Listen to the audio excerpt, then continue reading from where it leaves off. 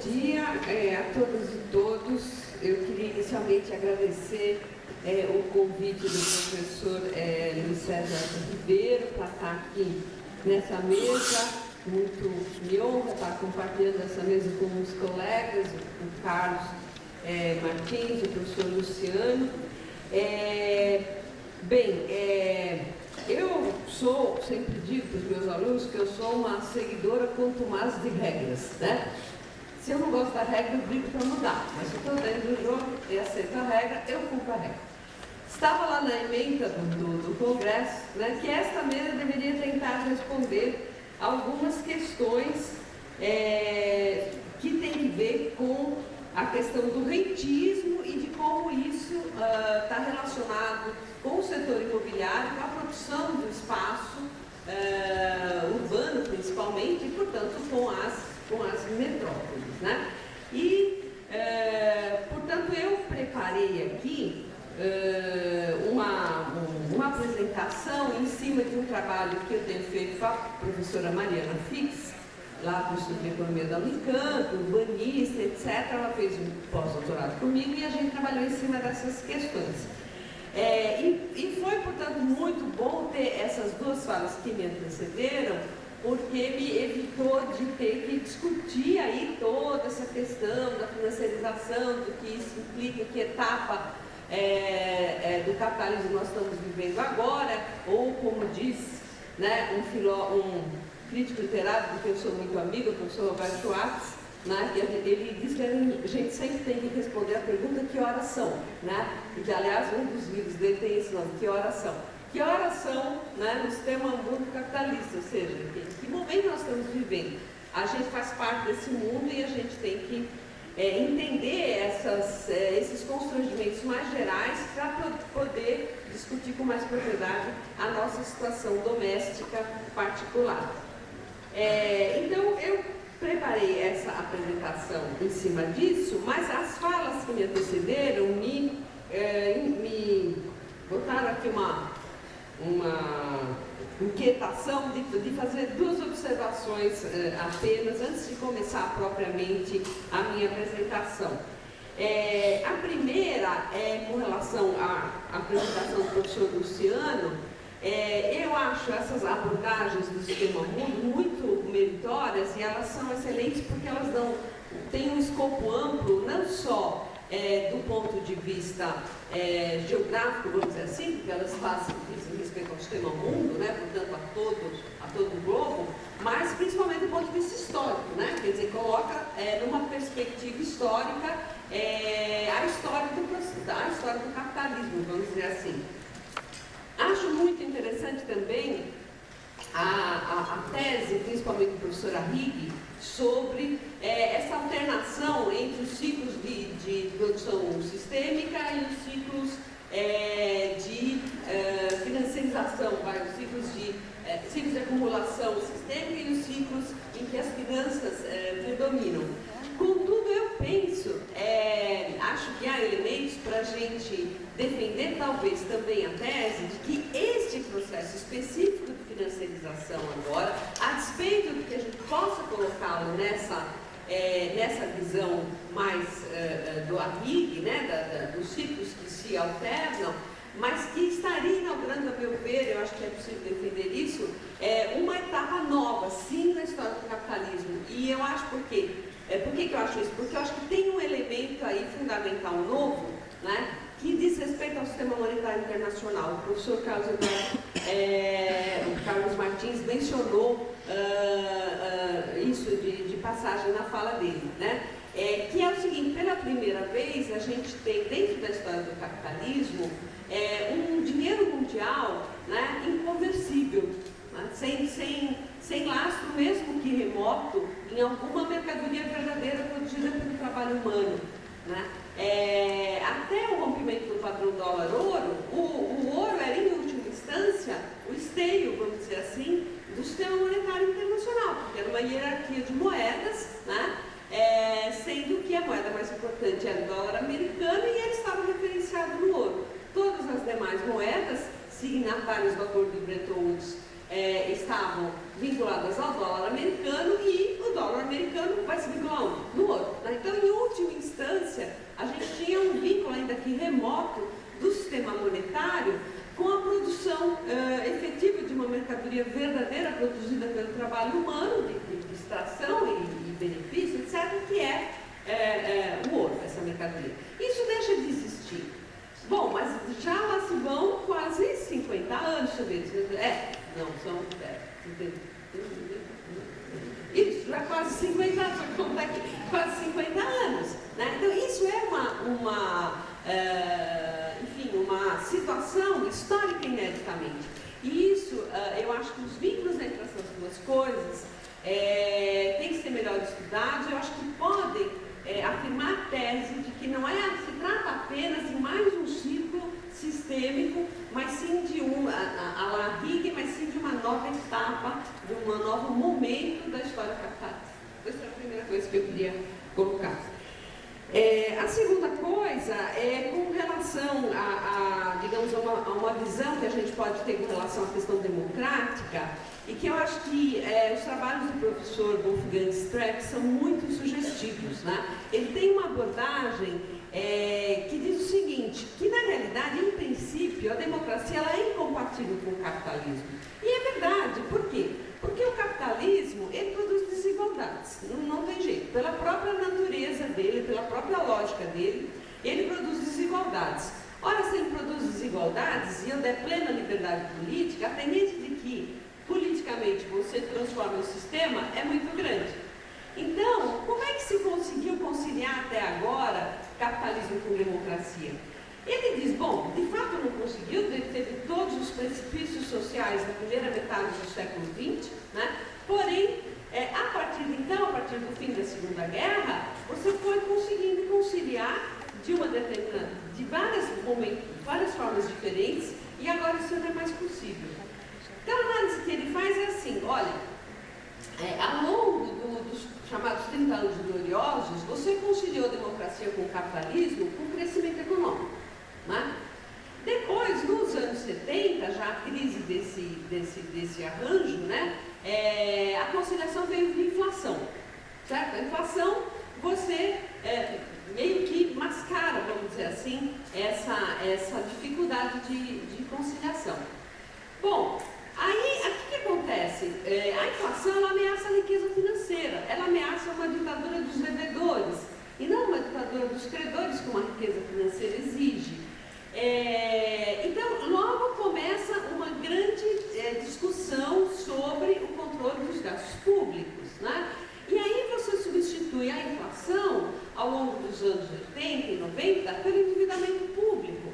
Então, você proíbe o Estado de gastar, porque isso gera inflação, e a inflação corrói a riqueza financeira, mas você permite o Estado se endividar. E o Estado se endividando, ele cria a riqueza financeira. Né? Não existe o princípio da contabilidade, não existe criação de passivo sem criação de ativo do outro lado. Para todo mundo que se endivida, seja cidadão, seja uma empresa, seja o Estado, tem alguém que criou uma riqueza financeira do outro lado e que é um detentor de um ativo financeiro. Né? Muito bem, isso também vai chegando no limite, porque a dívida pública começa a ficar com proporção do produto uma relação muito elevada, e aí isso é substituído, afinal, pelo endividamento privado. Né? Ou seja, os trabalhadores também não vão ter aumento de salário real mais, mas eles podem se endividar. Mas isso também leva os trabalhadores e as próprias empresas, em muitos casos, que estão fora do circuito dos grandes capitais. Bom, mas isso também leva a um limite, né? Isso tem muito a ver com o que eu vou falar daqui a pouquinho, mas leva a um limite do endividamento privado, que no caso americano se conecta com o sistema imobiliário e produz a grande crise de 2008, que é resolvida como retomada do endividamento público. Né? Você tem um crescimento brutal da dívida pública, tanto nos países europeus quanto nos Estados Unidos, como reação à crise de 2008.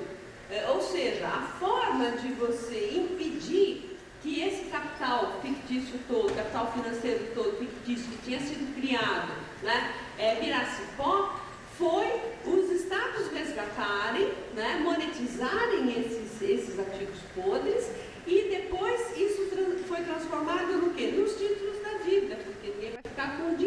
vai comprar os títulos da dívida pública, né? Então você trocou riqueza ruim, bichada, podre, por riqueza boa, os títulos da dívida pública. Bom, então, por isso, para o Streck, né? Eu estou aqui só desenhando o Streck, você está num limite agora, você está num momento em que não tem mais para onde correr, ou seja, a tendência o resultado, melhor dizendo, é que a conciliação entre democracia e capitalismo, ela se inviabilizou, e isso talvez esteja na origem desse ascenso fascista mundo afora, né? O que é preciso explicar, mas eu não vou entrar nesse ponto, porque senão muda o tema, por que isso está acontecendo através dos próprios instrumentos, aspas, democráticos da democracia representativa, né? E aí tem toda uma discussão sobre a vitória, no meu ver, a vitória ideológica do neoliberalismo, em primeiro lugar, né? Toda essa coisa de cada um por si, empreendedorismo, o self-made man, então você é mais você, etc.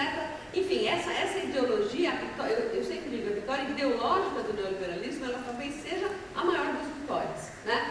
Tudo atirado no vão da história, né? Junto com o Estado-nação, com a consciência de classe, né? Aí foram os valores todos, os valores do solidarismo, da cooperação, os valores progressistas da realização do espírito humano, da cultura, tudo isso está indo de engulho, né? Mas bem, então isso era só, já falei aqui, uns 7, 8 minutos, era só um introito aqui para a gente falar do nosso tema. Bom, então entrando no nosso tema, eu tenho que, aqui eu estou com as folhas e tem um vento que vai virando aqui. Bem, então vou tentar responder essas questões, né, que estavam na emenda do Congresso. Eu tenho trabalhado muito sobre a questão do rentismo, né? Não, tudo bem, eu me viro aqui com as coisas, pode deixar. Está muito quente, né? Então vou ficar sem o... Bem, eu acho que a financiarização, ela um dos elementos, né, de uma etapa rentista da história capitalista. Por que eu digo isso? Porque os rendimentos associados à propriedade, né, eles vêm sendo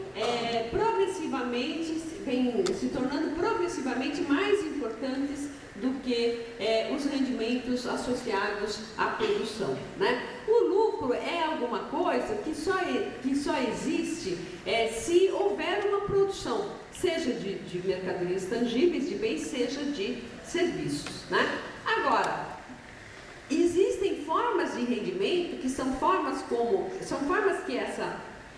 que esse valor excedente assume, né, que estão associados à pura e simples propriedade, né, a pura e simples elemento jurídico que vincula alguma coisa a alguém e diz isto é deste fulano, né?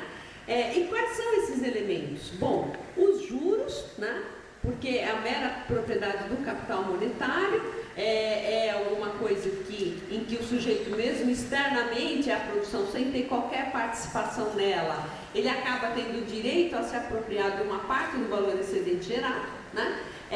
Também os dividendos, né? Os dividendos, assim, o sujeito compra ações, ele não precisa saber, ter a menor ideia do que aquela empresa faz, aonde ela fica, que trabalhadores ela emprega, de que jeito, que tecnologia ela usa, ele não precisa saber absolutamente nada. Se ele for dono daquelas ações e houver uma distribuição de dividendos, ele vai receber uma parte, né, daquele valor excedente que foi gerado. E, finalmente, né, o terceiro tipo de rendimento vinculado à pura propriedade é a renda, né? A renda que, na economia política original, é a renda da terra, o aluguel do espaço, de alguma forma, seja para a exploração capitalista desse espaço, seja para a pura e simples moradia, por exemplo, né? Aí, claro que não é a terra nua, tem que ter alguma construção em si, né? Mas que hoje há formas contemporâneas da renda, que são extremamente importantes para o processo de acumulação, né? Aquilo que o Marx chamou de renda absoluta, hoje a forma contemporânea poderosíssima dela, o professor Carlos Eduardo mencionou, é a renda do conhecimento, não é? Há mercadorias que são empresas, apesar de terem um preço, né, o preço delas não é lucro que tem por trás, é pura renda do conhecimento, né? E a outra forma de renda, e que é absolutamente poderosa hoje, que o Marx chama de rendas de monopólio, não só ele, mas enfim, ele caracterizou melhor, as rendas de monopólio, a gente tem hoje através das marcas, né? O poder das marcas a gente sabe que hoje tem marcas que não produzem nada. Aí isso começou com a Olivetti. Começou com a Benetton, né? A Benetton começou essa história de que o importante era o nome, né? Era a marca, claro que os produtos capitalistas sempre tiveram marca, mas nunca a marca foi tão importante. A socióloga americana Naomi Klein, né, é que faz uma naquele como é que é o nome do livro? Logo, o nome do livro dela, né? Fantástico o livro, e ela vai mostrando assim, como que as marcas foram tomando um protagonismo. Ela diz que as etiquetas saíram de dentro das roupas para fora das roupas, né? E coisas desse tipo. Então, a marca hoje, ela é um ativo intangível muito mais importante para boa parte dos grandes blocos de capital do que os próprios ativos produtivos. E a marca, ela gera uma renda fantástica, uma renda de monopólio, portanto, renda derivada de mera propriedade. Basicamente, essa é a minha tese sobre a etapa atual do capitalismo. Eu acho que a financiarização é um elemento importantíssimo e definidor desse momento, mas está dentro desse conjunto maior, né, de enfim, elementos que para mim caracterizam a etapa atual como uma etapa rentista. Bom, falando agora enfim, do mercado imobiliário, né, quer dizer, como é que isso tudo vai refletir, né, no setor imobiliário, que é o setor da produção do espaço, vamos dizer assim, que tem a terra como seu suporte necessário, evidentemente, e que consequência isso pode ter para as metrópoles e principalmente nos países periféricos como o Brasil, né? Bom, a primeira coisa a dizer sobre isso é que o setor imobiliário, ele é muito, muito peculiar, né? Por quê? Porque ele reúne nele mesmo as três formas importantes por meio dos quais a mais-valia aparece, né? O lucro, que é o valor excedente produzido no canteiro de obras, o juro, que é a parcela do valor excedente que vai remunerar o funding necessário para a produção e depois para o próprio consumo, né? Então o juro está presente nos dois momentos, porque não existe produção imobiliária sem financiamento e não existe consumo da produção imobiliária sem financiamento. Então o juro está aí. E finalmente a renda. Por que a renda está aí? Porque ela está no preço da terra, né? Eu vou voltar a isso falando sobre o que é a terra. Mas, enfim, então, as três formas que estruturaram o livro 3 do Capital, de resto, né? O livro 3 do Capital, o Marx tenta mostrar como é que a mais-valia aparece, né? E ela aparece como lucro, daí a transformação dos valores em preço de produção, ela aparece como juro, daí toda a seção, aquela enorme seção sobre o capital portador de juros, que hoje, né, uns 10, 15 anos para cá, um pouco mais, voltou a ser muito estudado por conta justamente da discussão de financiarização. E finalmente a seção 6, que é esquecida, ninguém dá muita bola para ela, mas para mim definidora, fundamental, que é a seção sobre a renda, né? Então, esses três elementos, segundo os quais a mais-valia aparece no plano fenomênico, que a mais-valia não aparece como mais-valia, ela não aparece como valor excedente não pago, né? Se aparecesse, o mundo não era fetichizado, o capitalismo era outra coisa, né? Ela aparece assim, ela aparece como lucro, aparece como renda, aparece como juro. Pois essas três coisas são constitutivas do setor imobiliário.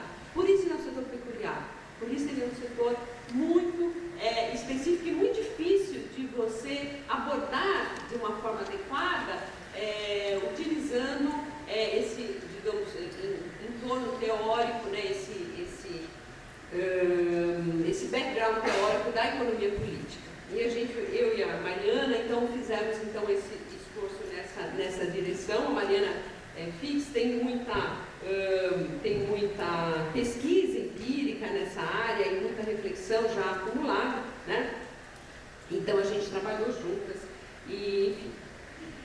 Bom, a primeira coisa que eu preciso esclarecer é que a Terra não é um ativo fictício, né? Ela não é um capital fictício. Ela pode se tornar um capital fictício, e isso a gente vai discutir. Mas ela é primeiramente o quê? Bom, ela é um ativo real, em primeiro lugar, realíssimo, né? Porque sem Terra você não faz nada, você tudo espaço.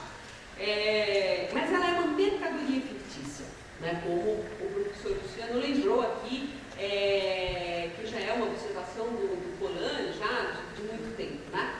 Por que ele é uma mercadoria fictícia? Porque ele não é produzida pelo trabalho humano, né? A terra nua é uma dádiva da natureza, como vai dizer o Marx, tá certo? No entanto, ela tem um preço. Quando ela se torna propriedade privada nos moldes capitalistas, e o Marx mostra lá no capítulo 24 do livro 1 da Formulação Produtiva como isso é fundamental para a própria consolidação do capitalismo, né? Para a própria criação dos pressupostos que vão colocar o capital como sujeito automático. Então, essa terra, ela ganha um preço a partir do momento em que ela se torna propriedade privada capitalista, do tipo capitalista, né? E como que esse preço é determinado? Ele é determinado pelo valor futuro esperado das rendas que essa terra pode produzir para o seu proprietário, né? Que é exatamente a forma como os ativos financeiros têm o seu preço firmado. Por isso que ele é muito, muito particular. Mas, para não embolar muito as coisas, de início, então, portanto, a terra é uma mercadoria fictícia que tem o seu preço determinado dessa forma, né? Mas ela pode se transformar num capital fictício. E aí, isso tem consequências, né? O David Harvey, né, no seu livro, já no Limits to Capital, que é um livro de 1982, ele coloca a questão financeira no centro. É uma coisa muito premonitória que ele faz. Ninguém estava falando de financiarização e nada disso naquela época, comecinho dos anos 80, né, isso vai começar a ser falado mais para o final dos anos 80. Mas porque ele está com o olhar dele de geógrafo, de urbanista, ele está olhando para o espaço, ele está olhando para aquilo que ele vai chamar de compressão espaço-temporal do capital, ou a geografia histórica do capitalismo, né? Ele usa esses termos. Então ele vai dizer o seguinte, né? Que na realidade a terra como mercadoria, qual é o valor de uso da terra, né? O valor a gente sabe que ela não tem, porque ela não é produzida pelo trabalho humano, mas ela tem um preço que é determinado desta maneira, né? Pelo valor futuro capitalizado, pelo valor capitalizado, valor presente capitalizado das rendas futuras esperadas. E qual que é o valor de uso da terra? Bom, o primeiro valor de uso da terra é funcionar como meio de produção, né? Ela funciona como meio de produção quando eu estou falando dos setores agrícola ou do setor extrativo, tá certo?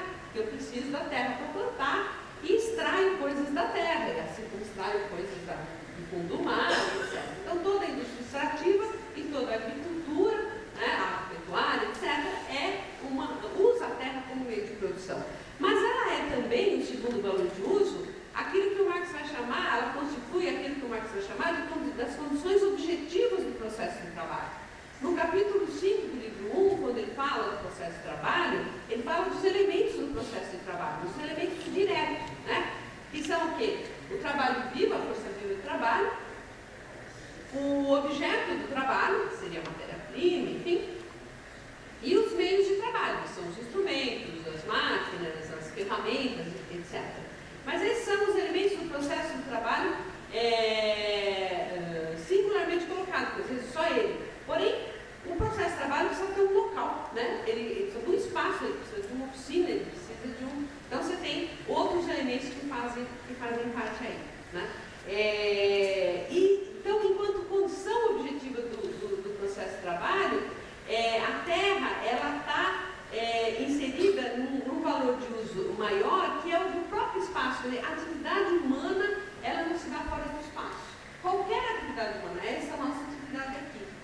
precisamos aqui desse auditório da UFRJ, da Universidade Pública, para a gente poder ter esse espaço e desenvolver essa atividade, né? Bom, e ela é, então, condição objetiva do processo de trabalho também. O terceiro valor de uso é que a terra é aquilo que o Marx vai chamar de elemento do fundo de consumo dos trabalhadores, né? Os trabalhadores também precisam morar. A professora Emília Maricato, que já teve por aqui, né, o Luiz falou, ela diz o seguinte: esse pessoal precisa lembrar que o povo, depois que trabalha, precisa ir morar em algum lugar, entendeu? Você acha que eles desaparecem assim, faz plim, sumiu, né? E amanhã eles estão aqui de novo. Não, eles precisam morar, né? Eu acho muito interessante essa observação dela, porque é isso, quer dizer, o capital, principalmente em um país como o Brasil, com absoluta desconsideração com relação à questão da moradia, né, da necessidade de moradia digna para as pessoas que trabalham, esquece isso completamente. Parece que o trabalhador é um ser mágico que ele desintegra, né, entre as 6 da tarde e as 8 da manhã do outro dia. Ele desintegra e depois ele aparece mais de novo. Bom, então a moradia faz parte desse fundo de consumo. E finalmente, o último valor de uso da força de trabalho, né, é o de produzir valor. E aí que nós entramos na história de que a terra pode virar um capital fictício. O Raul vai dizer o seguinte, que se a terra é livremente comercializada, o que se compra e se vende é o direito do proprietário ao recebimento periódico de uma renda, né? Quer dizer, por quê? Até porque o preço dela é formado dessa forma. Então, o sujeito, quando compra um espaço, uma terra, seja uma terra nua, seja um imóvel, né, ele está de olho no quê? Né? Na receita futura que ele vai receber daquele imóvel, daquele espaço. Então, ele diz, nesse caso, o comércio da terra fica reduzido a um braço especial da circulação do capital portador de juros, né? O Marx disse que a renda é a forma propriamente capitalista da terra, né? A renda é a forma de aparecimento da mais-valia que torna a terra a propriedade especificamente capitalista. O Hague está adicionando um passo a mais. Ele está dizendo, olha, só através do capital portador de juros é que a terra se torna propriamente um elemento da ordem capitalista, né? E ele diz, portanto, a plena integração da terra no processo de acumulação, né, tem que se dar através, né, da transformação da terra num espaço aberto para a circulação do capital portador de juros. Essa é a tese do Haber, com a qual eu concordo e mais ou menos, eu, Mariana, que mais ou menos estrutura o nosso trabalho. Então, quer dizer, quando a terra se transforma nesse, a gente já vai detalhar um pouquinho, mas quando a terra se transforma nesse ativo, nesse tipo de ativo, né,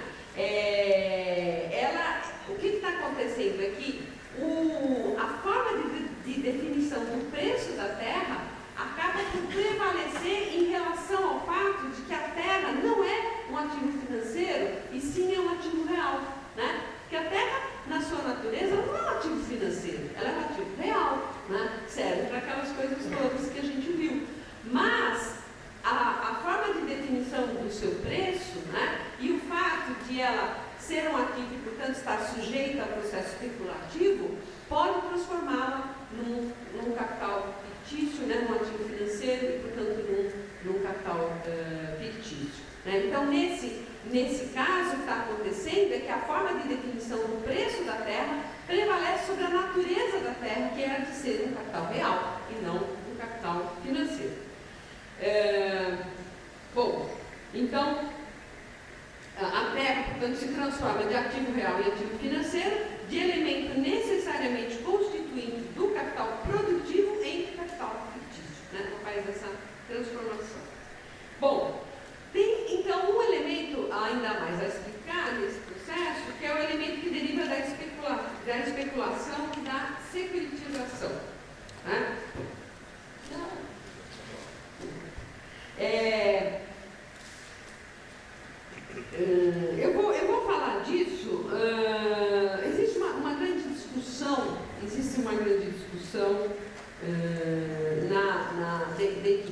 economista, eu não sou economista, eu estou aqui de dica, né, total, falando das questões urbanas, sou economista, né? Mas eu sei que existe uma grande discussão entre os urbanistas sobre, afinal, qual é a relevância do processo de financiarização para as consequências desse momento histórico que a gente está vivendo, né? Ou seja, essa questão da degradação das cidades, os processos de gentrificação, né? O fato de você começar a ter uma discriminação espacial, uma discriminação social que passa pelo espaço, ou seja, essa paisagem urbana das nossas metrópoles, que é muito agressiva do ponto de vista humano, será que tudo isso é consequência da financiarização ou será que isso não está no DNA do setor imobiliário? Então tem essa discussão e a gente tem que colocar alguns parâmetros aí nessa discussão, né?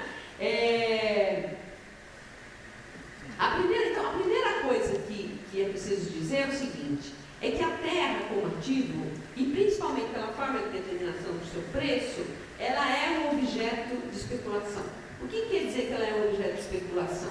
Quer dizer que ela pode ser retida, né? Ela pode ser segurada, impedida de ser comprada e vendida, vamos dizer assim, porque alguém espera que ela se valorize, né? Porque alguém espera o quê? Que as rendas esperadas daquela terra subam antes de vender. Porque se ele esperar isso, ele vai vender por um preço mais elevado. Ora, isso é típico daquilo que o Marx chamou de renda absoluta da terra, lá no capítulo 6, na seção 6 do livro 3 do Capital, né? Bom, isso evidentemente, se a gente está falando de espaço urbano, além de enriquecer o proprietário da terra, ele vai levar a preços futuros mais elevados, aluguéis mais elevados daquele espaço, que é objeto de especulação, né? E vai, portanto, expulsar dali as famílias e as pessoas que não têm aquele nível de renda para remunerar aquele espaço, né? Muito bem. Um outro aspecto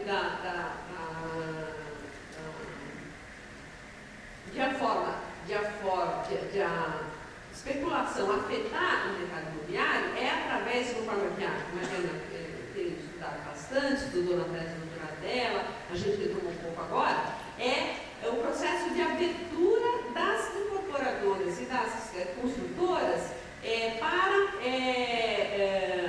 a bolsa, né? Quer dizer, transformar as empresas de capital fechado em capital aberto, né?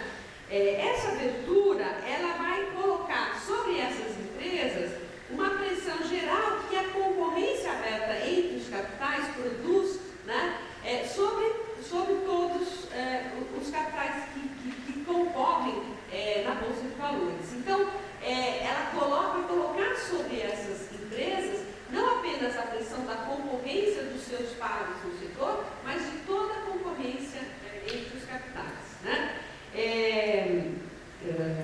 Essa tendência existe por quê? Porque eu tenho benefícios fiscais no Brasil para rendimentos derivados de ações, por exemplo, pagamento de renda, não paga imposto de renda, né? E também porque a abertura de capital permite que as empresas capturem recursos do mercado, o que pode permitir a continuidade da acumulação ou a diminuição das dívidas que elas eventualmente possam ter, né? Bom, tem também que atuou no Brasil, ainda que isso não tenha funcionado tanto, os fundos de private equity, né, que vão justamente servir como ponte entre as empresas de capital fechado e depois a abertura delas na bolsa, né, e também para um processo de centralização de capitais nesse setor, né. Bom, então isso coloca, então, o fato de abrir o capital das empresas vai colocar uma pressão sobre elas, no sentido de que elas precisam ter, por exemplo, para ver as suas ações na bolsa valorizadas, bancos de terras, bancos de terrenos. A especulação em cima dos terrenos e dos espaços urbanos, principalmente aqueles que já estão em processo de valorização, cresce ainda mais. Então você vai estratificando socialmente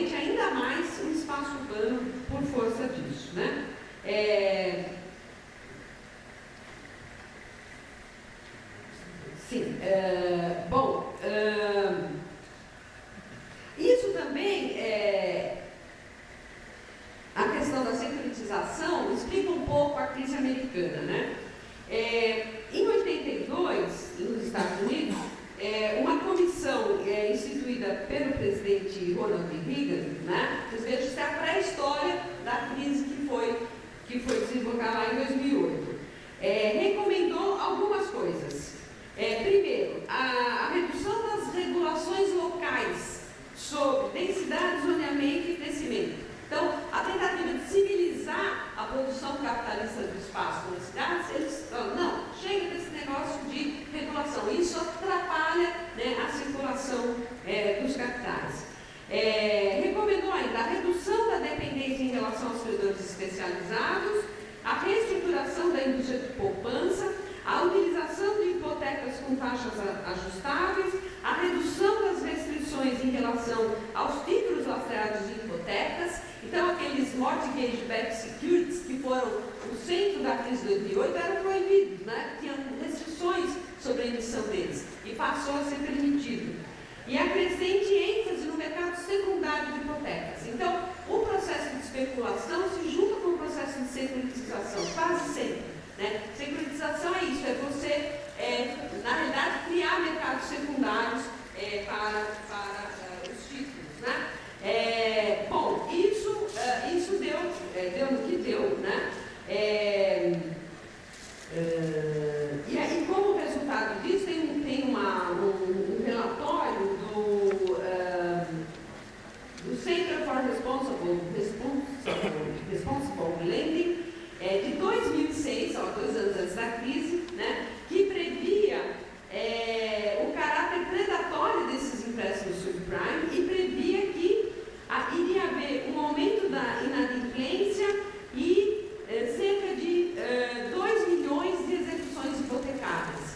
Bom, esses 2 milhões viraram 4,6 milhões, eles previam em 2006 antes da crise, virou 4,6 milhões em 2010. E concentrados nos bairros negros, que se degradaram ainda mais e foram retomados, né, pelo grande capital, no processo, claro, daquilo que o próprio Harvey chama em outro livro de acumulação por espoliação, né? Você retoma ativos. Bom, eu não vou falar do processo no Brasil, porque eu já estou estourando o meu tempo, mas se tentou fazer uma coisa parecida no Brasil, com a criação do sistema financeiro imobiliário em 97, que não deu muito certo, porque aqui no Brasil você tem outros elementos, a gente pode falar disso mais tarde, mas a verdade é que um pouco dele que deu certo foi feito com recursos de fundos públicos, e não com o próprio mercado, como se justificou, né, quando se criou esse sistema.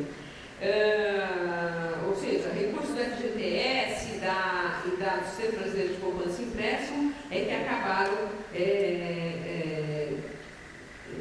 possibilitando essa criação do sistema financeiro imobiliário. Deixa eu ver o que eu vou falar aqui, porque eu vou falar tudo.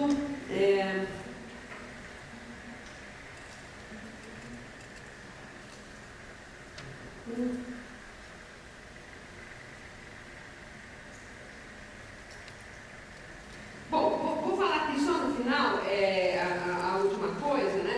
Da questão, o Harvey então vai dizer que a estruturação da terra como um espaço, né, para a livre circulação do capital por dano de juros, o que significa a transformação da terra num capital fictício, é o único jeito que a terra se integra de fato na acumulação capitalista. Isso porque, para o Harvey, é preciso, aquilo que ele chama de um poder social do dinheiro, precisa suplantar o que ele chama de poder social da terra, né? E o poder social da terra é aquilo que é dado pela importância simbólica do espaço, pela tradição, pelo prestígio, pela segurança, né? Ele diz que isso pode funcionar como óbice na livre circulação da terra como capital, né?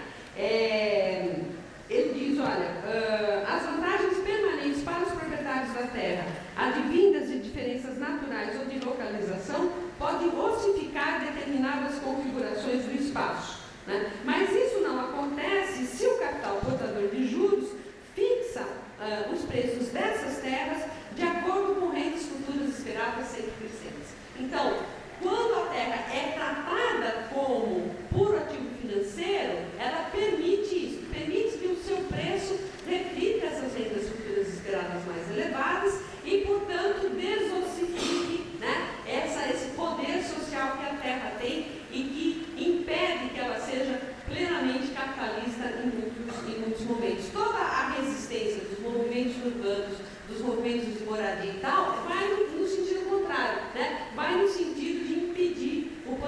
social do dinheiro e afirmar o poder social da terra. Bom, gente, eu acho que eu vou parar por aqui, não deu para falar uma porção de coisas. Mas, enfim, então, só para concluir, então, de fato, a transformação da terra num capital fictício, apesar dela não ser um capital fictício, ser um capital real, é responsável, né, pela, digamos assim, tragédia das metrópoles urbanas que a gente tem, porque nessa etapa financiarizada, principalmente no país periférico, nessa etapa rentista e financiarizada do capitalismo, né, a força do poder social do dinheiro é cada vez maior e suplanta, né, o poder social da terra. Então, as consequências disso não são apenas aumento da desigualdade, aumento da miséria urbana, mas são também consequências mais amplas, como o aumento da xenofobia e o aumento do racismo. Tá? Então, é isso que eu queria falar. Obrigada.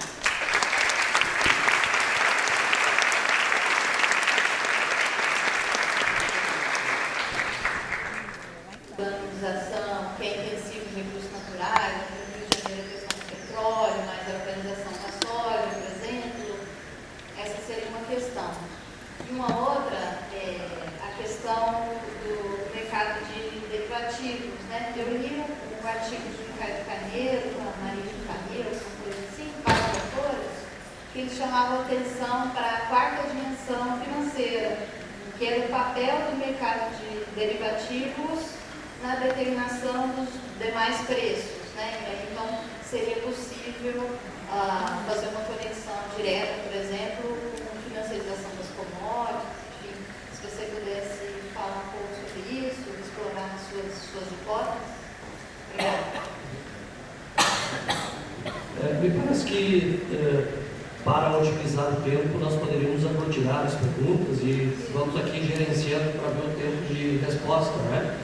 Então, agora, a Isadora, eu acho que, como nós estamos gravando, seria interessante dizer o nome e qual é o vínculo, instituição, enfim. Né? Sou Isadora, sou pesquisadora da FAUSP. Pergunta para a Leda. Leda, a gente, observando o urbano, a gente vê uma passagem muito forte. Quando você coloca as questões do Harvey dos valores de uso da terra, a gente está falando de luta de classes no urbano, porque tem uma disputa sobre se a terra é para moradia ou se a terra é para especulação ou para outras coisas.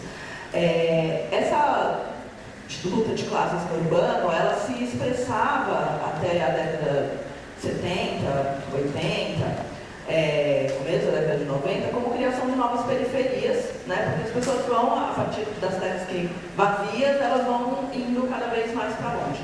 A gente está vivendo um processo diferente hoje em dia, que são os processos de remoção muito mais acelerados do que a gente existia antigamente. Né? Então, é um processo de luta de classes no urbano bastante diferente. A gente vê, inclusive, esse processo de resistência. Queria que você pensar a respeito disso quando você fala das rendas, porque quando a gente fala da terra como propriedade que já é como mercadoria fictícia, a terra vazia faz sentido. Hoje em dia, o que a gente vê é uma aceleração do mercado imobiliário, ou seja, de produção na terra. Né? Grandes eventos, produção de espaços, ou seja, a construção civil como renda imobiliária, produzindo no urbano e produzindo remoção. É diferente de terra vazia. Então, eu queria pensar, será que a financiarização tem a ver com isso? Quer dizer, como que isso se dá, como é que você pensa isso? Existe uma diferença aí na renda da terra, nesse processo de financiarização?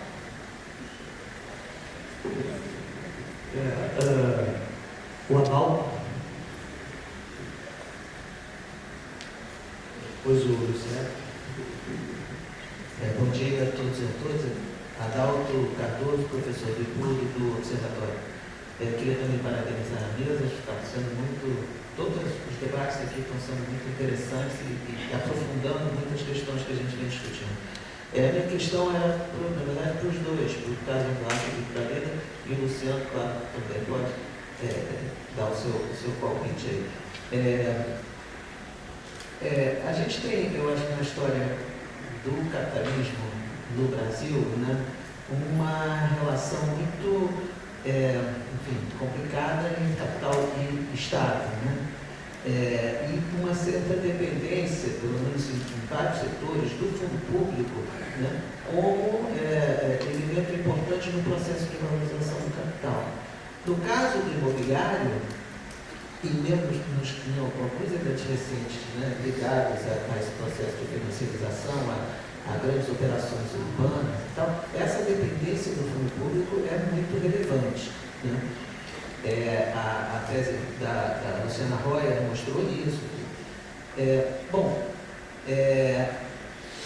A gente soube recentemente, né, que o FGTS, que é uma das principais fontes, né, que apoia, né, a produção de moradia, a produção do urbano, a produção do espaço, com o fim do Ministério do Trabalho e o fim do Ministério das Cidades, ele está indo para a gestão pelo Paulo Guedes, né? E o Paulo Guedes teria dito na campanha, né, que o projeto dele era um projeto de desoneração da folha de pagamento e que, portanto, a tendência seria extinguir o FGTS e o FAT. Ou seja, os novos contratos de trabalho não teriam mais a obrigação de descontar o FGTS.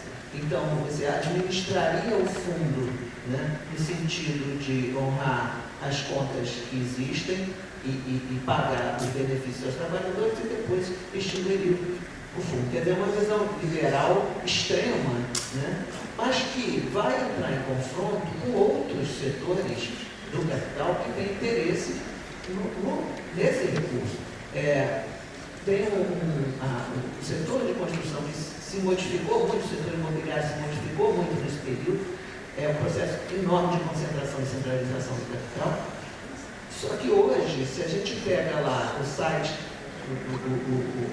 a Associação das 8 maiores empresas imobiliárias, né, que é a Abraim, né, 30% da produção dela, no mínimo, é Minha Casa Minha Vida, recurso FGTS, porque a faixa não acabou, né?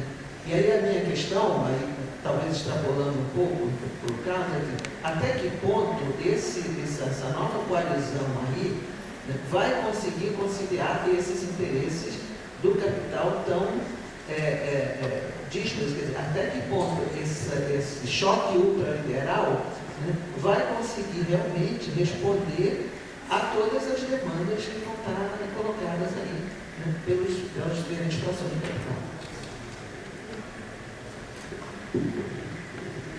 Alguém mais gostaria de se inscrever? Porque nós temos que encerrar aqui pelo tempo, né?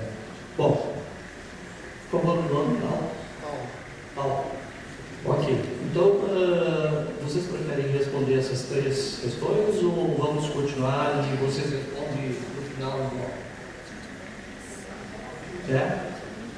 Continuar com as questões, né? Então, Luiz César, por favor. Luiz César de Queiroz Ribeiro, do Observatório, falando ali para a Câmara, né? Bom, muito boa mesa, agradeço muito as contribuições de vocês. E eu queria aproveitar a mesa para explorar um tema que tem a ver com a hipótese da financiarização, chegar no urbano, mas na verdade também tem a ver com uma interpretação sobre como a financiarização chega na periferia. É uma pergunta que eu gostaria que os 3 pudessem trazer alguma reflexão. Eu acho que nesse debate que você mencionou sobre a lógica imobiliária versus a lógica financeira para explicar os novos padrões de acumulação nas cidades, né? É um debate importante, né? E eu acho que ele tem a ver com uma questão que você não tocou, mas que faz parte do seu trabalho, mas que eu acho que tem a ver também com a interpretação do Carlos, né? Eu acho que tem 2 limites para a gente pensar as condições da chegada da financiarização do urbano, pelo menos, né? O urbano brasileiro. Um limite é a natureza desse urbano, né? Que é submetido a uma lógica social-política, digamos assim, né? que gera sempre o perigo eminente da desvalorização daquele que é produzido no território. Uma favela pode se armar do lado do shopping center, de repente. O capital que está imobilizado ali no shopping center, como base com capital fictício, sofre um perigo de desvalorização. Então, há uma incerteza com relação à ordem urbana brasileira, com relação a que tem um certo impacto nas decisões dos atores que estão nessa lógica do imobiliário e do financeiro em fazer os empreendimentos, onde fazer e como fazer. Então, é necessário também resolver o problema da ordem sociopolítica desse plano para garantir as condições de que esses objetos possam circular de maneira permanente sem nenhuma ameaça de desvalorização. Isso nos leva a um problema sobre os padrões de intervenção pública sobre a cidade. Eu acho que isso, inclusive, abre espaço para a gente pensar como essa hipótese do fascismo democrático, ou fascismo pela democracia, pode chegar também no plano com uma nova forma de gestão do território que possa assegurar essa garantia de valorização permanente, porque é muito importante, porque nós estamos tratando de empresas que se circulam durante um período muito longo. Então, é preciso garantir essa ordem durante um certo período longo para que esse processo de circulação seja permanente. A outra questão é mais geral. Você não tocou, mas certamente você tem reflexão sobre isso, mas tem a ver com a intervenção do Carlos também, que é a relação entre taxa de juros e renda. Ou seja, esse processo de financiarização, no caso brasileiro, a meu ver, encontra um limite no fato de que nós temos taxas de juros elevadas, alavancadas pela dívida pública, o que significa dizer não só uma rentabilidade elevada, mas uma garantia de rentabilidade absolutamente segura. E toda a narrativa que vocês dois, menos na tua intervenção agora, nos teus textos, segundo eu entendi bem, nós estamos diante de uma lógica de inserção na financiarização que nos atrela à necessidade de manter elevadas taxas de juros. Minha pergunta acaba sendo muito simples. Primeiro,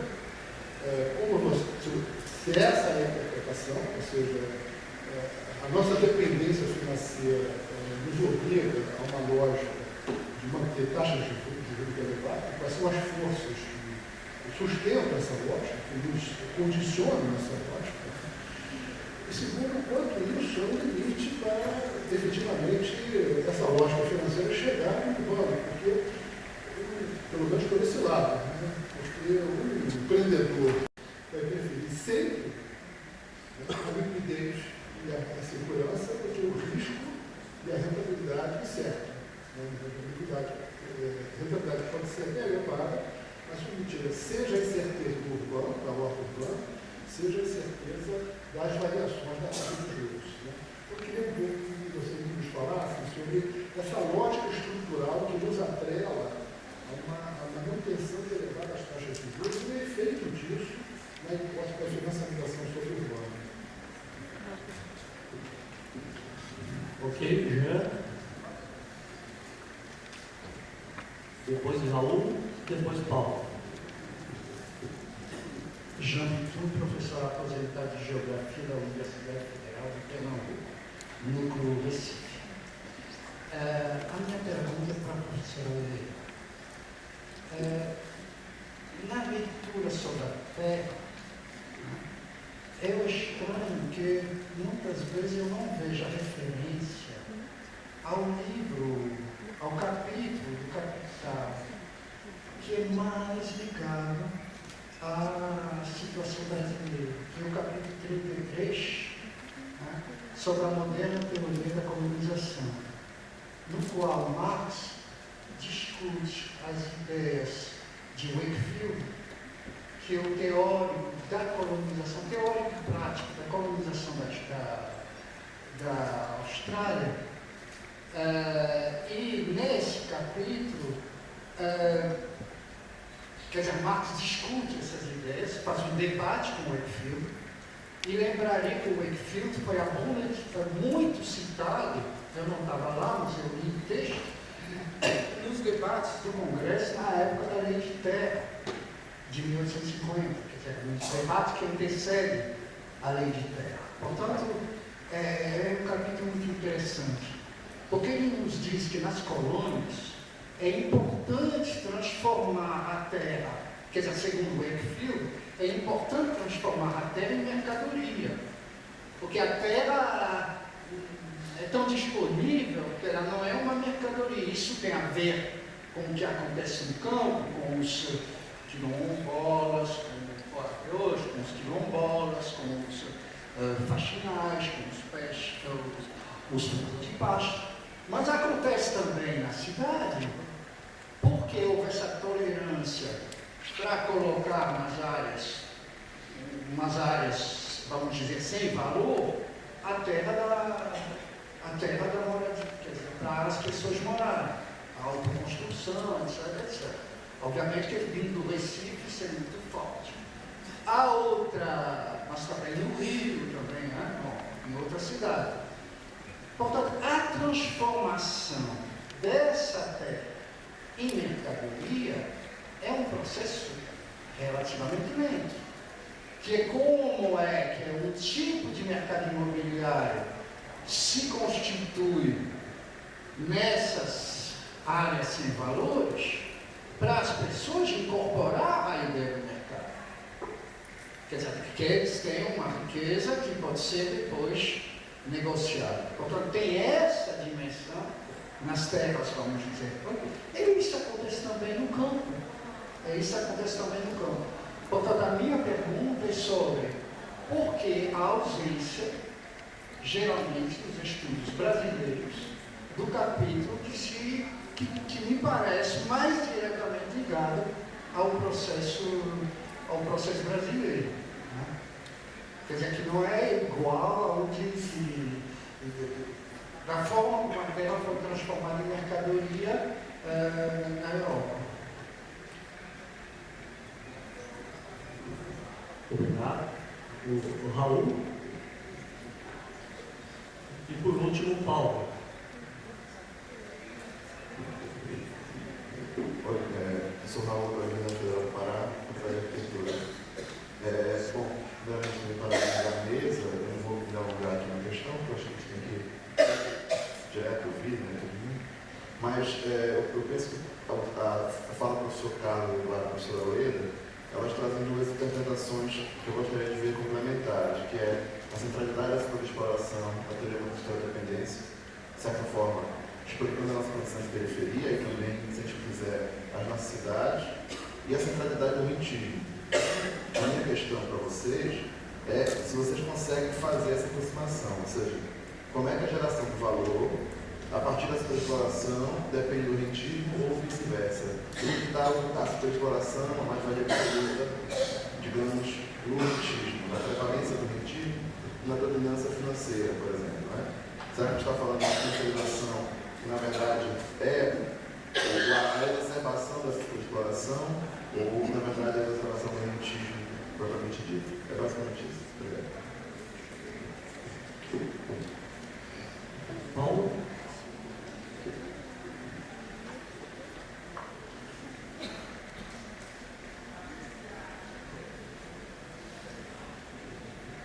Bom dia a todos.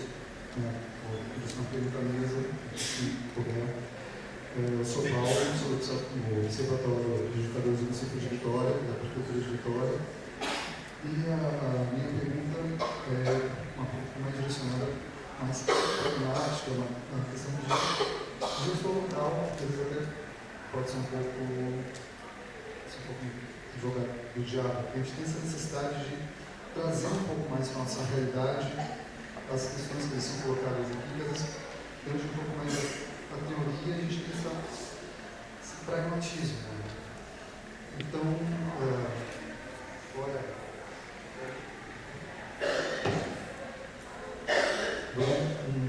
um exemplo que a gente vivencia lá. A gente tem a questão do rotativo, na verdade, do direito ao espaço urbano, estacionamento. A gente é uma cidade que tem 360 mil habitantes e a gente chega a 800 mil habitantes durante a capital da região metropolitana de Vitória. E as pessoas se deslocam com carro. Então as pessoas não têm de parar o carro e equilibrar uma disputa pelo espaço urbano. Então as pessoas paravam o seu carro pela manhã e deixavam o dia todo. A solução foi pelo estacionamento rotativo, né, utilizando parquímetro. E a gente também tinha o problema dos guardadores de carros, que todo mundo aqui nas suas cidades tem essa questão do guardador de carro, que também privatizavam o espaço público. Então você tinha privatização com carro, privatização com guardador. Então, e a única solução que foi encontrada para essa questão foi fazer uma PPP com a utilização de parquinho para organizar o rotativo, né? E essa PPP, ela só funcionou com os cientistas, os financistas, que já vinham com a gente com a solução. Então, todas as soluções que a gente ia encontrando, trabalhando com nossos dados, com pesquisas e indicadores, não davam, até pelo próprio contexto que a gente tinha, porte de orçamento, com as legislações que você apresentaram no contexto. Então, a única solução que se apresentava viável foi essa, né? E com toda a negociação que a gente fez, tal, de permitir que uma parte razoável do orçamento da cidade voltasse para a cidade para a gente poder investir também, né, transformar em investimento para a cidade.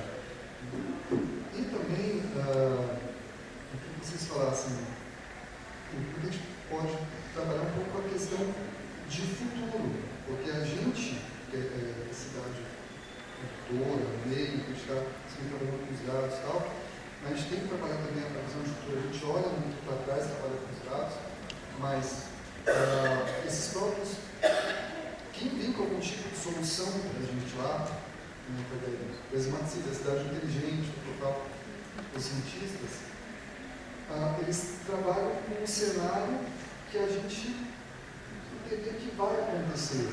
A gente sabe que tem os carros elétricos estão aí, os carros autônomos estão aí. A gente vai ter uma nova configuração de cidade, de metrópole, que a gente precisa responder.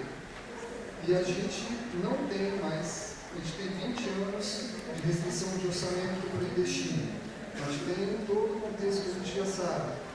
E é esse capital que vem podendo permitir para a gente investir. Né?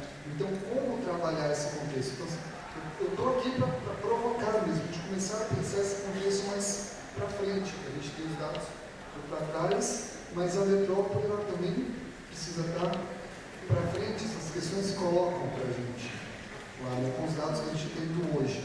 Né? Eu queria que a mesa pensasse também em colocar essas possibilidades para a gente. Obrigado. Certo, nós temos então aqui verdadeiros 20 minutos e eu vou deixar para os nossos convidados, né, para abordarem as questões que foram levantadas. Oi? Tá. Então, Leda, por favor.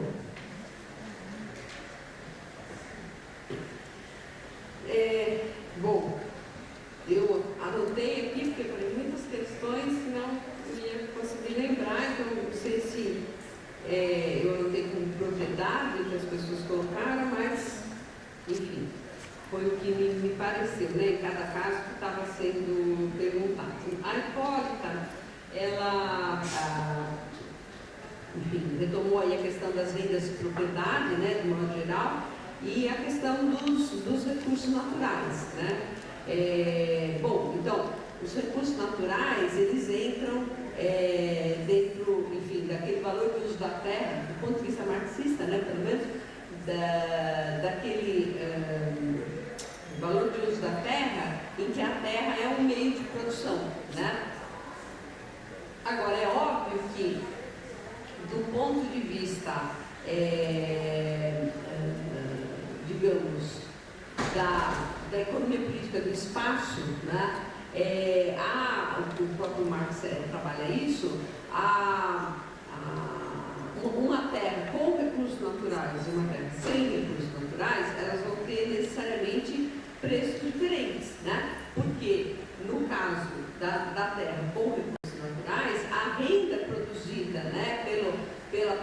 produção potencial que aqueles recursos naturais, o rendimento, no caso, o rendimento produzido pela produção que aqueles recursos naturais potenciais têm, né, ela vai também entrar no cálculo do preço da terra. Né? Então, é uma renda, entre aspas, que estaria aí diretamente associada à produção de valor excedente de fato, né? O que no caso da terra nua, sem recursos naturais, não existiria. Né?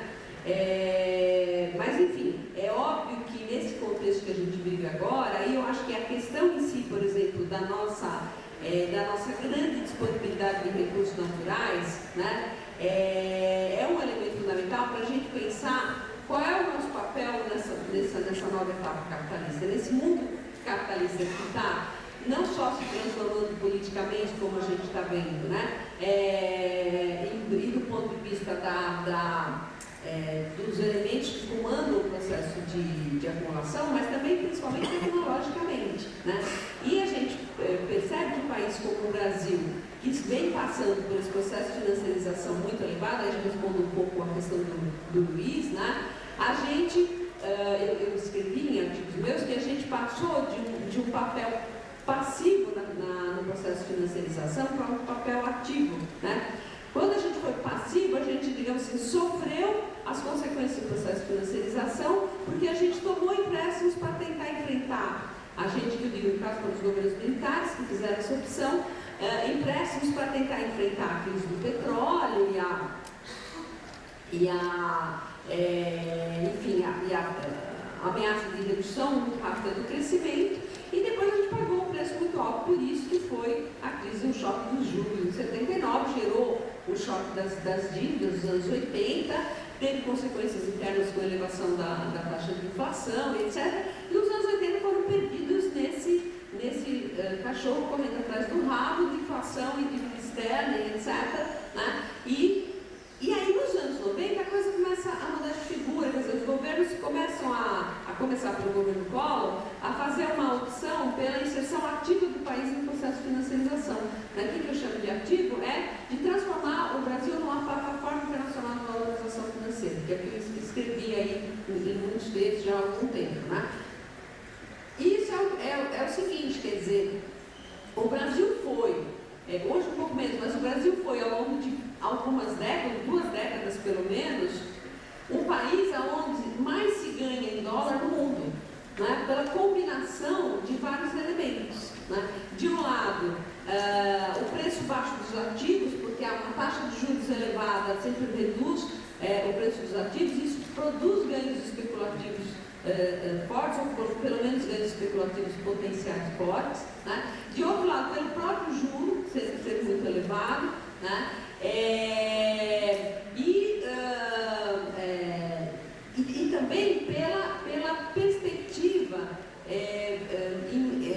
que predominou em muitos períodos de valorização da moeda, né?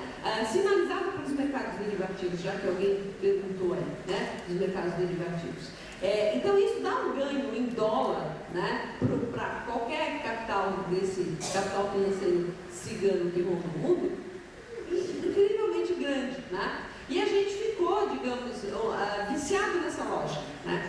Quem consolidou os mecanismos para isso, para a transformação do Brasil numa potência financeira ou coisa parecida com isso, foi o governo Fernando Henrique. Mas os governos do PT também não fizeram diferente, né? Infelizmente, muitas das iniciativas tomadas no governo primeiro, principalmente no primeiro governo Lula, foi no sentido de reafirmar esse modelo e esse padrão. Né?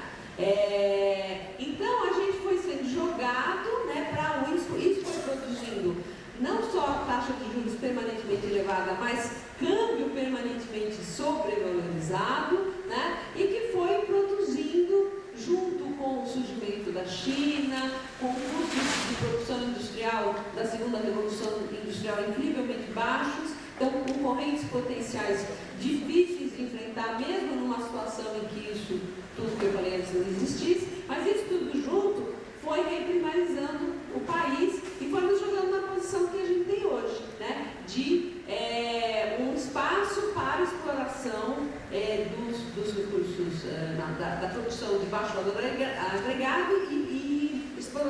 recursos naturais, né, que vem se tornando cada vez mais estratégicos por conta da questão de que eles são finitos e a produção capitalista ela é predatória de recursos naturais. A racionalidade capitalista é a racionalidade do consumismo. E a racionalidade do consumismo ela é antiambiental, ela é anti-recursos naturais, ela é predatória. Todos os marxistas que discutem meio ambiente vêm tocando nesse ponto. Né? Aquilo que o Marx chama de falha metabólica, lá nos textos dele, que é a questão ambiental que ele está colocando, hoje vem sendo discutida nesses termos. Né? Então, isso seria assim, mais uma faceta, né, desse capitalismo rentista, porque nessa questão da produção extrativa, apesar de ter aí a mais-valia, a produção de valor excedente, mas tem renda porque isso reflete no preço diferenciado da terra, né, da terra que tem recurso natural. Derivativo, aliás, foi você mesmo que perguntou, então pronto, já respondi.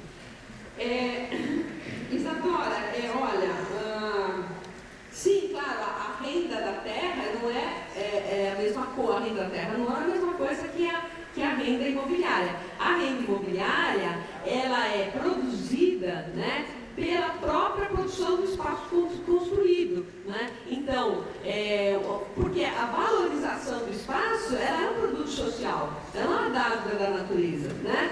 Se eu faço um espaço rico, né, um espaço civilizado, entre aspas, um espaço de gente de bem, né, como diriam os nossos fascistas, né, que estão na ordem do dia hoje, né, é evidente que a terra que vai estar lá vai estar sendo valorizada, né, e essa valorização a própria localização é um produto socialmente construído, né. Então a renda imobiliária, ela não é a renda da terra nua, porque a renda da terra nua, tal como determinada pela economia política original, ela tem que ver muito mais com a produção agrícola e com a fertilidade das terras. A localização também está lá, mas como diz o próprio Harvey, o Marx explora muito pouco essa questão da localização, né? Agora, na questão da renda, também já vou falar de alguém que perguntou de produção, né, que eu falei que tem tempo. É óbvio que você tem toda uma discussão lá, levantada pelo Sérgio Ferro, da questão do canteiro de obras, a manufatura da construção, tem toda essa discussão. A questão é que em processos, e isso também faz parte, né, da valorização do tipo de coisa que você constrói. Agora, o que me parece é que em momentos como esse da história capitalista, e principalmente num país periférico como o Brasil, com a história das suas metrópoles, né, as rendas ainda acabam, a renda nesse sentido, não a renda da terra nua, né, as rendas ainda acabam tendo uma predominância sobre o valor excedente produzido, né. O que, digamos assim,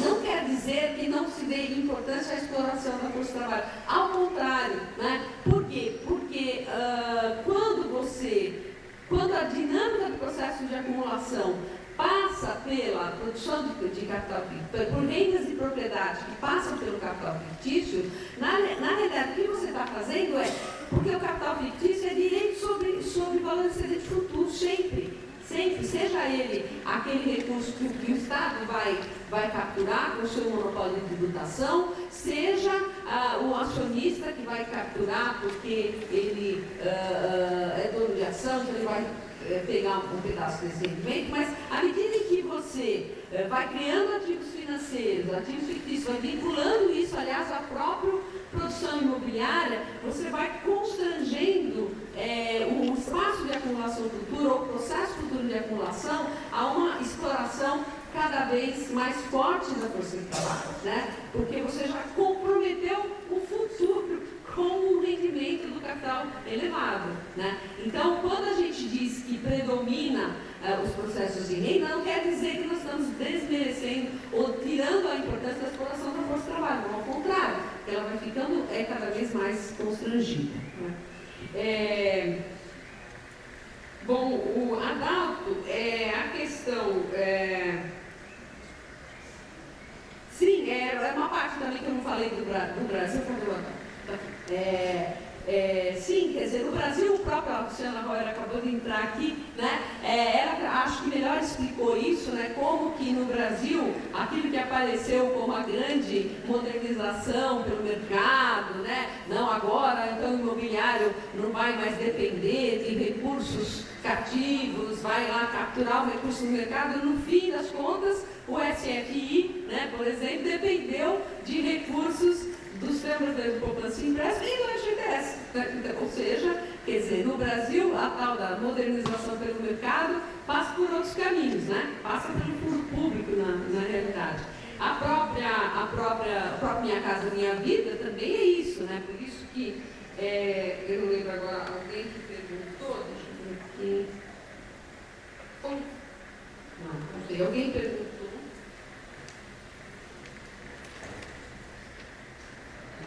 Alguém perguntou sobre a questão de que acho que você não foi isso, eu acho.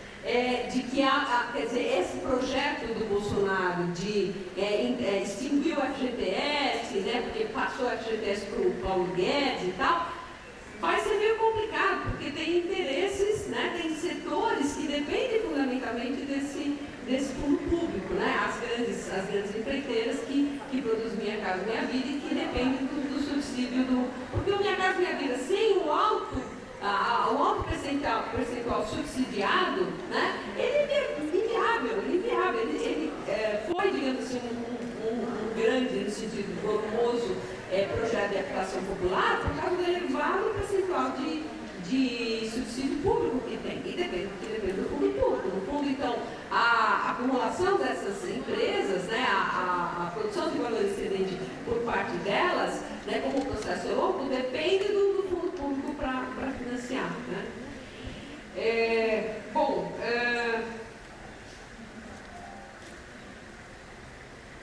Os limites, Luiz, que você diz, né, os limites para a chegada da financiarização no urbano brasileiro.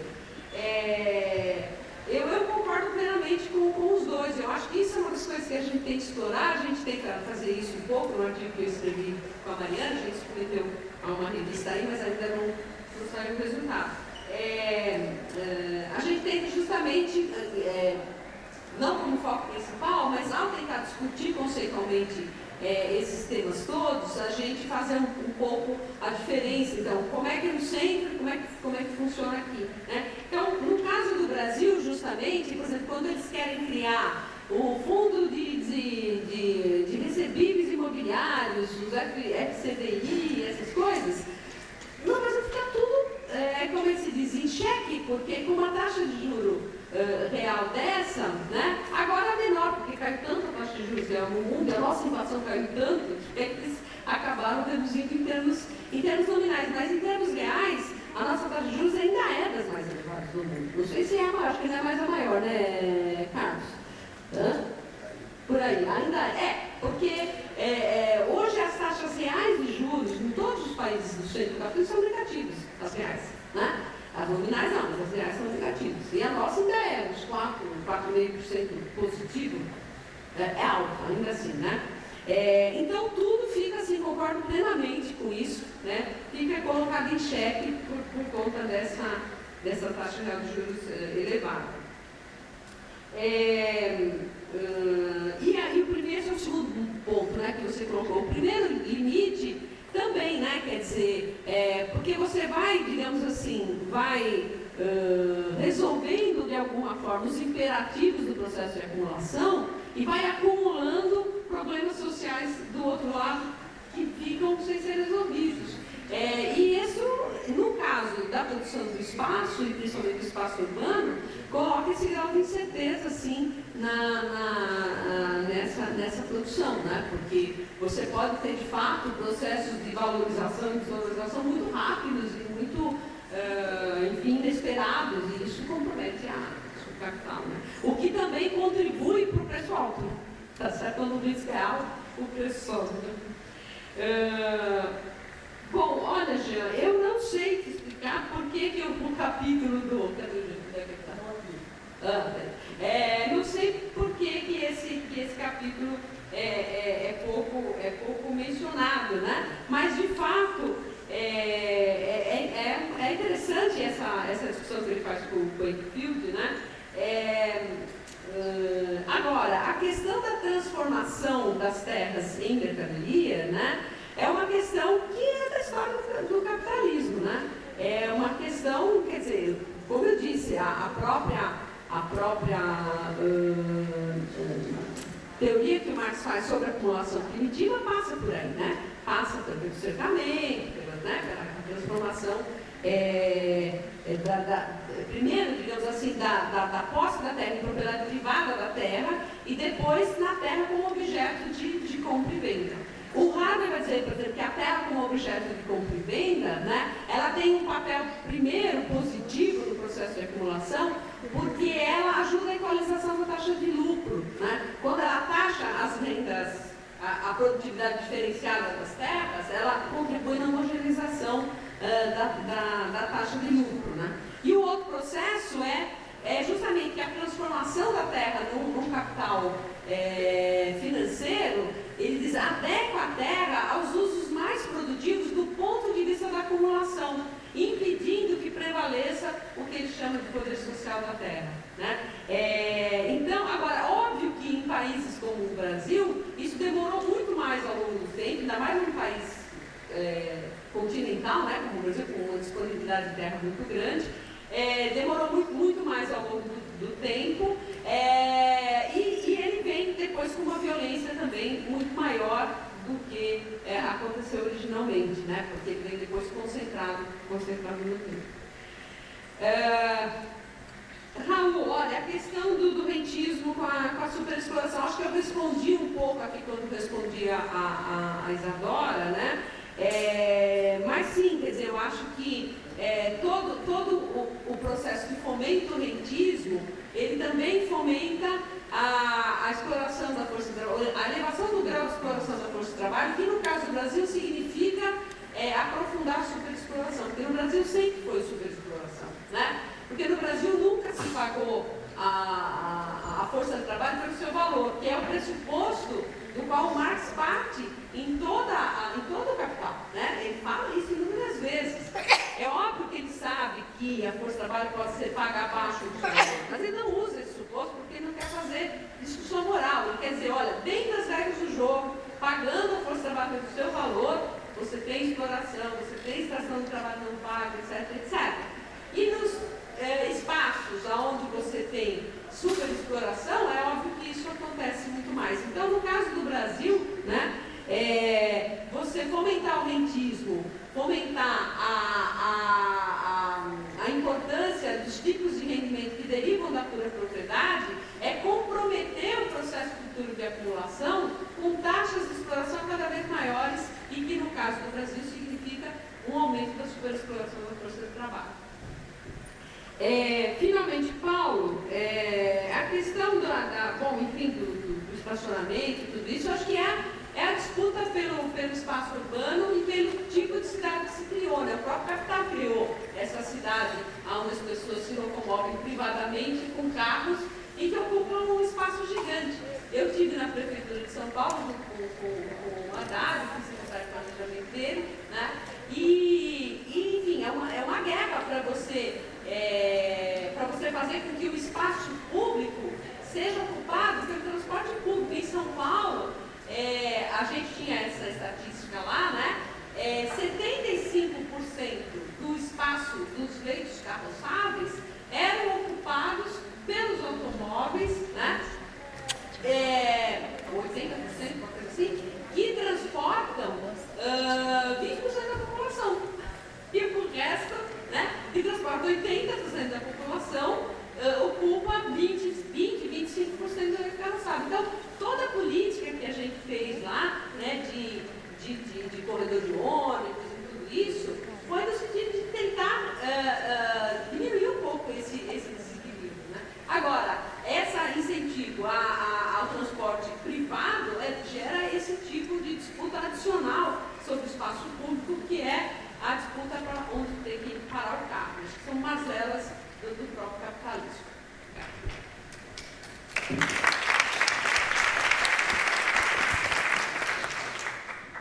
Bom, eu acho que rentismo e a superexploração do trabalho estão profundamente articulados e hoje de forma indissolúvel.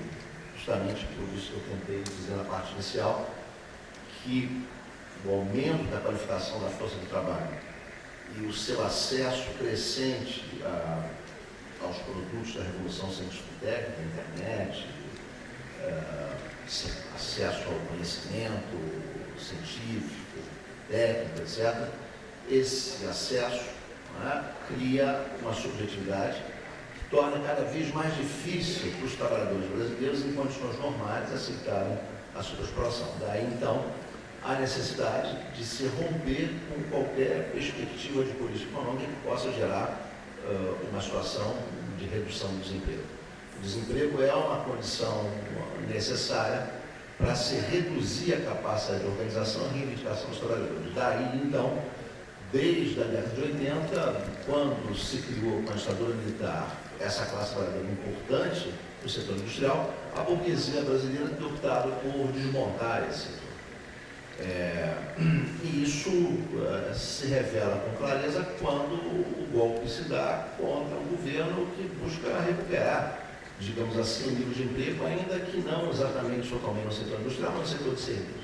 E daí esse golpe se colocar contra a ponta tecnológica representada pelo setor de serviços. É um golpe que se coloca contra a educação, que se coloca contra a cultura, que se coloca contra a saúde pública. Então, a meu ver, eu estou de acordo com a Leda de que hoje nós temos uma financiarização ativa.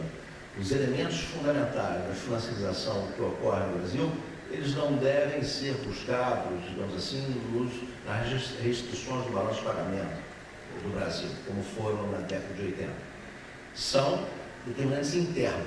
Não havia nenhuma razão para que o governo Dilma voltasse a acionar essa política de financiarização radical. O Brasil tinha 400 bilhões de dólares de reserva, era o terceiro comprador de título da dívida pública dos Estados Unidos, só atrás da China e do Japão. Como é que um país desse pode ter constrangimentos no seu balanço de pagamento? Isso é uma política deliberada para não permitir os trabalhadores se organizarem e questionarem esse padrão histórico de exploração a partir de um nível de qualificação e sofisticação do valor de uso da sua força de trabalho muito maior. Então, a meu ver, esse é um ponto muito fundamental. A questão da importância do rentismo no Brasil está muito ligada também à estrutura da dependência. Né? O rentismo, ele depende da existência de monopólio. Depende da existência de monopólio. O monopólio sobre a terra é muito fundamental. Então, o fato, por exemplo, do Brasil ter abandonado completamente uma política de reforma agrária só reforça o inchaço da cidade, só reforça a disputa sobre a terra urbana. E o abandono da reforma agrária tem que ver com esse projeto de desindustrialização do país, porque o saldo comercial passou a ser gerado de forma quase exclusiva pelo agronegócio. Então, esse é um dos fatores que impulsiona o rentismo, que impulsiona a vinculação da terra à financiarização, que leva ao inchaço das cidades, ao nosso caos urbano e também a esse processo que o Luiz César mencionou aqui, né, que esse é um processo contraditório, porque ao mesmo tempo essas cidades são inchadas por miseráveis, por pobres, por marginais, que vão buscando outras formas de inserção e entram numa outra forma de rentismo também, que está vinculado ao narcotráfico, que tem a ver com o monopólio e que leva a um preço excessivo de uma mercadoria, né, em função do uso do monopólio estatal, reprimindo e impedindo a concorrência no setor. Então, e aí se torna necessária a intervenção do Estado para sanear determinados espaços da desvalorização que a presença desses pobres, desses miseráveis ou desses pobres que conseguem uma forma de inserção do capitalismo internacional através do narcotráfico, mas gerando disputa por espaço, com o uso da violência. Então, se torna importante esse fascismo democrático para sanear essas regiões e manter a valorização dos status médios altos e da nossa grande burguesia. Em relação também à questão do setor de construção, eu acho que ele está maculado por essa política de financiarização que busca garantir a superexploração através de alto nível de desemprego. O setor de construção civil é altamente empregador e ele está sendo atingido por essa reestruturação do capitalismo brasileiro. Como mencionou o Marx, como mencionou também na análise do Arrighi, muito enfaticamente, o Manuel Wallerstein, o capital ele não tem um vínculo específico na atividade, ele vai onde tem lucro. E a dívida pública é a forma mais universal de garantir o acesso do capital à renda se tem um certo patamar de partido. Então, a dívida pública é o lugar onde eles acham que não tem corrupção, porque não se estabelece preferência a nenhum setor específico do capital, aonde o acesso é livre, mas desde que você tenha uma certa contrapartida do mundo. E o Estado é o garantidor fundamental da financiarização. Não seria possível a financiarização sem o Estado, porque o processo de financiarização levaria à quebra. As dívidas acumuladas, elas levam a aumentos de rentabilidade sobre ela, exatamente na medida em que elas têm um maior risco. Então, quando o setor privado organiza a financiarização independentemente do Estado, em geral, isso acaba levando a uma quebra, um grande crash, como nós vimos nos Estados Unidos no setor imobiliário, que acabou levando à intervenção do Estado para garantir os ativos podres que não tinham seu valor de face respeitado. Num país como o Brasil, essa política de financiarização, articulada com essa estrutura monopólica do capitalismo independente, ela traz problemas seríssimos, inclusive na tentativa de revertê-la. Quando o governo Dilma tentou baixar a taxa de juros, um dos principais resultados qual foi? Que esse capital ele se dirigiu à terra urbana, e criou uma espiral de valorização absurda dos imóveis, aluguéis, etc. Também muito vinculada à queda da Bolsa de Valores. A queda da Bolsa de Valores levou a que os capitais aí aplicados se dirigissem à especulação imobiliária, criando esse processo de expulsão das populações de certas áreas urbanas que se agudizaram com as intervenções urbanas vinculadas às grandes obras públicas criadas nesse período. Então, essa situação de profunda financiarização da dependência e da sua vinculação a fortes estruturas monopólicas nos leva à necessidade de pensar políticas de reversão sobre isso, que tem que ser fortemente intervencionista. Você não pode permitir que, baixando a taxa de juros, que essa massa de capitais resolva se dirigir livremente, porque o resultado vai ser o que nós vimos, um processo de exclusão da população de certas áreas da cidade para as grandes periferias. No caso, por exemplo, do Rio de Janeiro, há estudos aí do IPU mostrando isso com muita clareza, o deslocamento de 70, 80 mil pessoas num determinado período da zona central da cidade para a zona oeste, sendo que a grande maioria dos empregos estão concentrados nessa zona central. Então, pessoas que moravam a 20, 30 minutos do trabalho passaram a morar a 2, 3 horas do trabalho, sobretudo numa cidade com muitas montanhas, como é o Rio de Janeiro, e com muita dificuldade de alternativas de transporte. Uma cidade que não tem obras de estrutura suficientemente desenvolvidas para comportar de maneira adequada a população que aqui se estabelece. Então, acho que essa situação histórica da nossa dependência, que cria monopólios, que leva ao alto preço da terra, ela se agrava nesse processo de financiarização.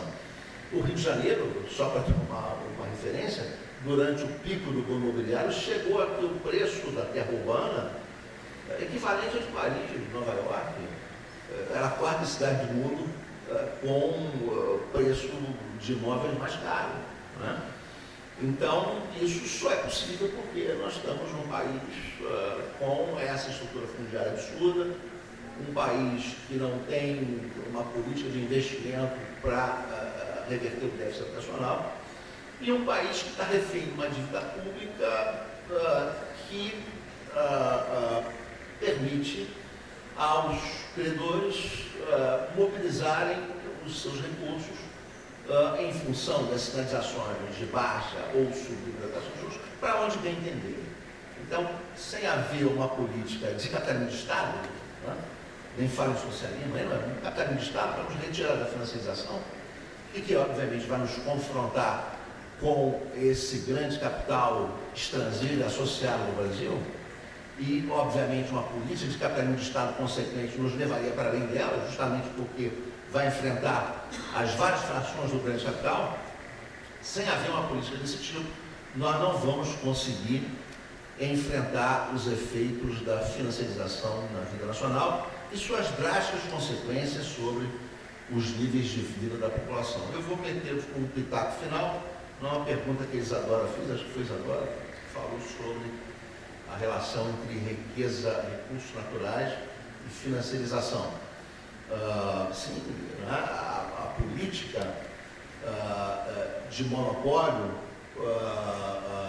sobre os recursos estratégicos é uma política que funcionou, por exemplo, com o boom das commodities e foi adotada pela esquerda, inclusive, e a centro-esquerda. Essa política de nacionalização dos recursos estratégicos, buscando impor um limite na produção, uma política que impulsionou o boom das commodities e o que se buscava era usar esses excedentes para, por outro lado, desenvolver obras públicas, desenvolver outros setores da economia que pudessem atender à necessidade social. Mas é muito importante entender que essa política de monopólio dos recursos naturais e de uma certa adesão pelo lado invertido da esquerda da financiarização tem limite.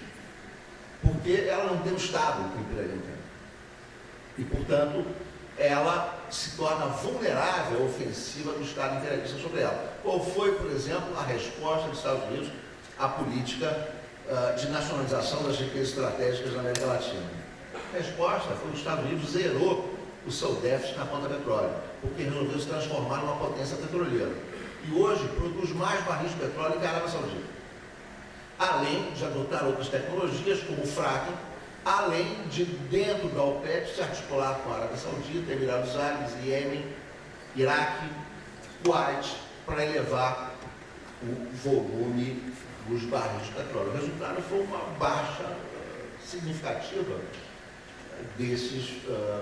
do preço dos barris. Então, a adesão da esquerda pela via inversa, né, a uma política que use certos instrumentos monopolistas para elevar preço de determinados recursos, ela tem um período de validade muito menor, porque a esquerda não tem um Estado para garantir esse tipo de ação mais específica. Evidentemente, o objetivo da esquerda é um desmarque pontual, usar recursos de uma atividade para deslocar para outras produtivos, mas ela se revelou limitada, bastante limitada.